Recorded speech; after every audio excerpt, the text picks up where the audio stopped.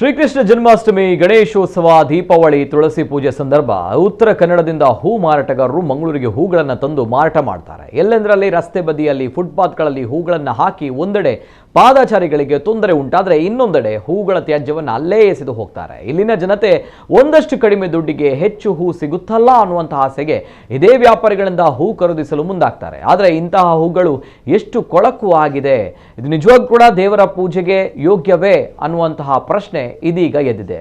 ಕಾರಣ ನಗರದಲ್ಲಿ ಹೂ ಮಾರಾಟ ಮಾಡಲು ಬಂದಿದ್ದ ವೇಳೆ ಇಂತಹ ಹೂಗಳ ರಾಶಿಯಲ್ಲಿ ನಾಯಿಗಳು ಬಂದು ಆಟವಾಡ್ತಾ ಇರುವುದು, ಗಲೀಜು ಮಾಡಿ ಹೋಗ್ತಾ ಇರುವುದನ್ನ ನಾಗರಿಕರೊಬ್ಬರು ವಿಡಿಯೋ ಮಾಡಿ ಸಾಮಾಜಿಕ ಜಾಲತಾಣದಲ್ಲಿ ಅಪ್ಲೋಡ್ ಮಾಡಿದ್ದಾರೆ. ಹೂಗಳನ್ನು ಮಾರಾಟ ಮಾಡಲು ಬಂದಿದ್ದ ವ್ಯಾಪಾರಿ ಅಲ್ಲೇ ಕುಳಿತು ಮೊಬೈಲ್ನಲ್ಲಿ ತಲ್ಲೀನರಾಗಿದ್ದರೂ ಕೂಡ ಅಲ್ಲಿ ನಾಯಿಗಳನ್ನು ಓಡಿಸುವ ಯಾವುದೇ ಪ್ರಯತ್ನವನ್ನು ಕೂಡ ಆತ ಮಾಡಿಲ್ಲ. ಇದೇ ಹೂಗಳನ್ನು ನಾವು ಪವಿತ್ರ ಎಂದು ದೇವರಿಗೆ ಮಾಲೆ ಮಾಡಿ ಹಾಕ್ತೀವಿ.